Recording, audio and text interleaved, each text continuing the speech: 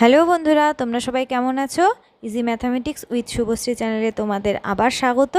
যারা নতুন তারা অবশ্যই বেল আইকনটি বাজিয়ে নিও, সাবস্ক্রাইব করে ভিডিওটি দেখতে থাকো। যদি মনে হয় যে ভালো লেগেছে, বন্ধুদের সাথে একটু শেয়ার করে সাবস্ক্রাইব করে দিও এবং একটি লাইক করে দিও। চলো তাহলে আজকের ভিডিও শুরু করা যাক।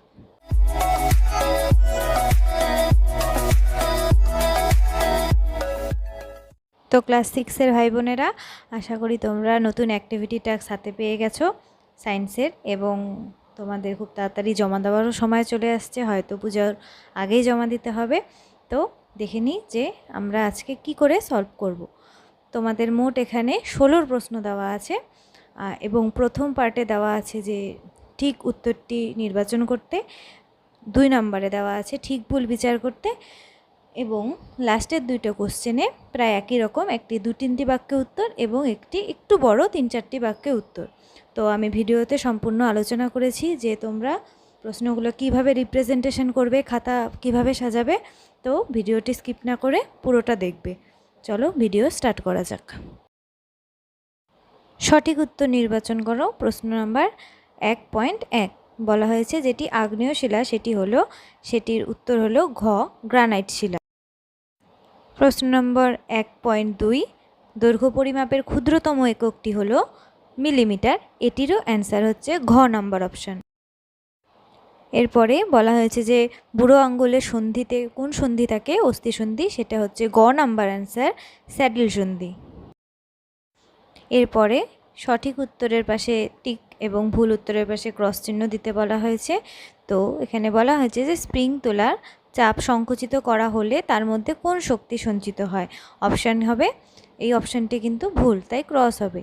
তারপরে আছে যে তরল প্রবাহিত হওয়ায় বেগ বাড়লে সেই তরলের মধ্যে চাপ বেড়ে যায়, এটি বার্নৌলির সূত্র অনুযায়ী ভুল হবে, কারণ আমরা জানি চাপ কমে যায়। এরপরে বলা হয়েছে লিগামেন্ট পেশির সঙ্গে হাড়কে যুক্ত করে, এটিও ভুল অপশান, কারণ আমরা জানি লিগামেন্ট পেশির সাথে পেশিকে যুক্ত করে। লিগামেন্ট পেশির সাথে পেশিকে যুক্ত করে এবং হাড়ের সাথে পেশিকে যুক্ত করে টেন্ডন, তাই এই অ্যান্সারটাও ভুল। এরপরের প্রশ্ন ব্যাখ্যামূলক প্রশ্ন, বলেছে যে ভোঁতা ছুরিতে সবজি কাটা শক্ত কেন, চাপের ধারণা প্রয়োগ করে ব্যাখ্যা করতে হবে। তো আমরা প্রথমেই কি জানি, চাপ কাকে বলে?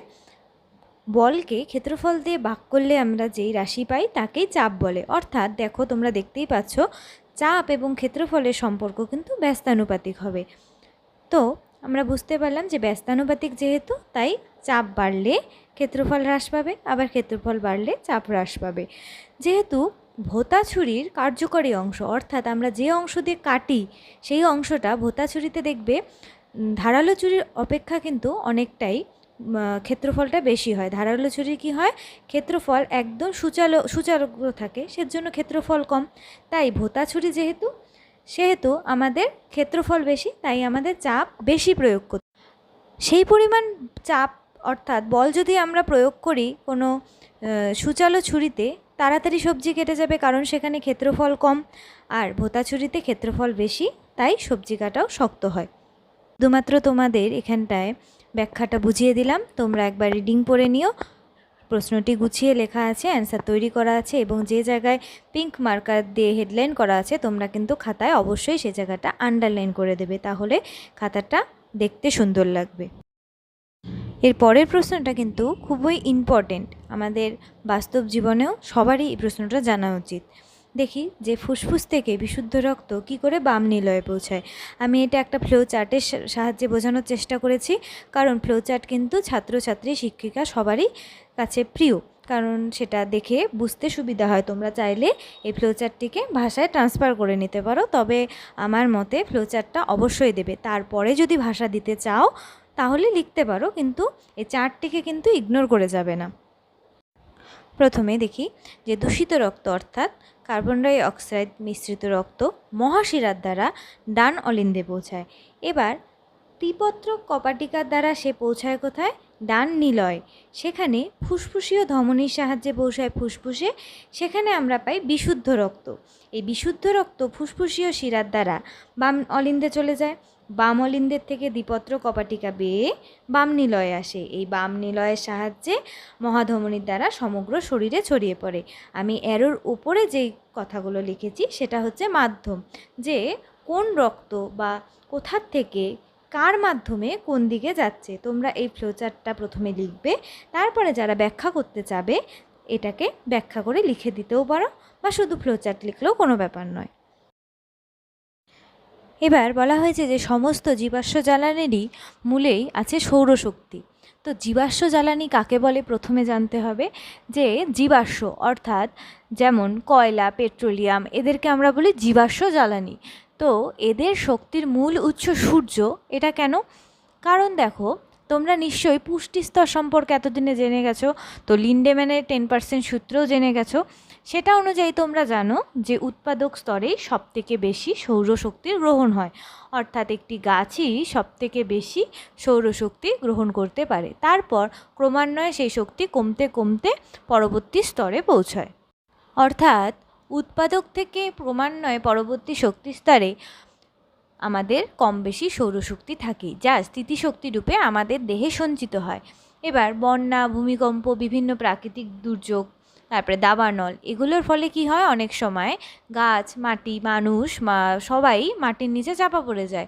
কালক্রমে কোটি কোটি বছর ধরে তারা চাপা পড়তে থাকে, তাদের মধ্যে বিভিন্ন রূপান্তর ঘটতে থাকে।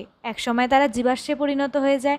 এই জীবাশ্মগুলো আবার কালক্রমে রূপান্তর হতে হতে জীবাশ্ম জ্বালানিতে যখন এরা জীবাশ্ম জ্বালানিতে পরিণত হয়, তখন তাদের শরীরে সেই সৌরশক্তি সেই জীবাশ্মর মধ্যেই সঞ্চিত থাকে। কিন্তু ধরা যাক একটা গাছ কালক্রমে একটা কয়লাতে পরিণত হলো, কিন্তু গাছের মধ্যে তো প্রচুর পরিমাণে সৌরশক্তি স্থিতিশক্তি রূপে সঞ্চিত ছিল, তাহলে সেটা কোথায় যাবে? সেটা সেই জ্বালানিতেই যাবে। তেমনভাবে পেট্রোলিয়ামেও তাই হয়। তাই সৌরশক্তি কিন্তু এই শক্তির মূল। তোমরা একটু ব্যাখ্যাটা প্রশ্ন দেখে বুঝে নিও। আমি ভালো মতন লিখে দিয়েছি, তোমাদেরকে শুধু বোঝানোর জন্য এই কথাগুলো আমি একবার রিপিট করে দিলাম।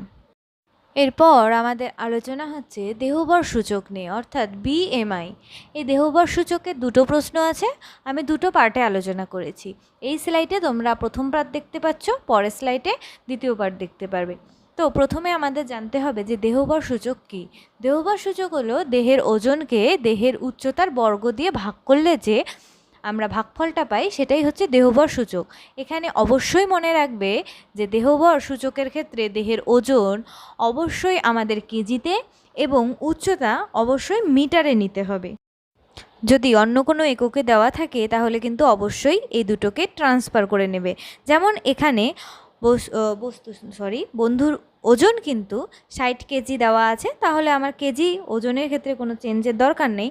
কিন্তু উচ্চতা দেখো 4.5 ফুট দেওয়া আছে, অর্থাৎ আমাকে এটাকে মিটারে চেঞ্জ করে নিতে হবে। তো আমরা জানি যে 1 ফুট সমান সমান 0.3048 মিটার, তাহলে আমাদেরকে এখানে মিটারে পরিণত করে নিতে হবে। মিটারে পরিণত করে কি পেলাম? 1.37 মিটার। 2 দশমিক স্থান পর্যন্ত আমি নিয়েছি। তোমরা চাইলে আরও পারফেক্ট করার জন্য পরের কাজগুলো করতে পারো, তবে এতটুকুই যথেষ্ট। তো এবার আমাদের সেই 60কে 1.37 এর স্কোয়ার দিয়ে ভাগ করতে হবে। ভাগফল আমরা পেলাম যে 3.31.91, অর্থাৎ 2 দশমিক স্থান পর্যন্ত এটাও আমি নিয়েছি। তোমরা চাইলে দশমিকের পরে 3-4 ঘর অবধি নিতে পারো, তবে এতটুকু যদি তোমরা সঠিকভাবে করতে পারো তাহলে কিন্তু এটাই গণ্য হবে, কোনো ভুল নেই এতে।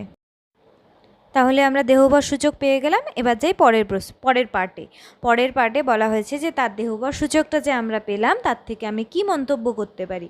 আমরা জানি যে দেহবর সূচক যদি 30 থেকে 40-এর মধ্যে থাকে তবে তাকে আমরা কি বলি? একজন স্থূল ব্যক্তি। তো আমার বন্ধু দেহবর সূচক আমরা নির্ণয় করেছি 31.91, তাহলে সে 30 এবং 40-এর মাঝে।